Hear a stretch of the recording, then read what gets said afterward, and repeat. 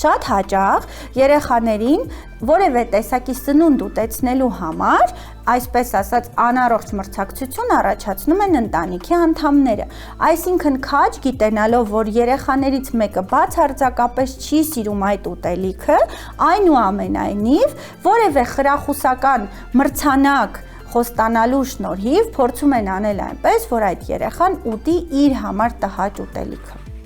Պատկերացնում եք, որքան տհաճության, բայց ամեն դեպքում փորձում է ուտել, որպեսզի քրոջից կամ եղբորից ետ չմնա, որպեսզի կրկին չգովեն քրոջը կամ եղբորը ասելով, որ շատ խելացի է, շատ արագաշարժ է, շատ խելոք է, լսում է ծնողներին, իսկ դու ամեն անգամ այսպես ափսեիդ մեջ շատ ուտելիք ես թողում եւ այլն։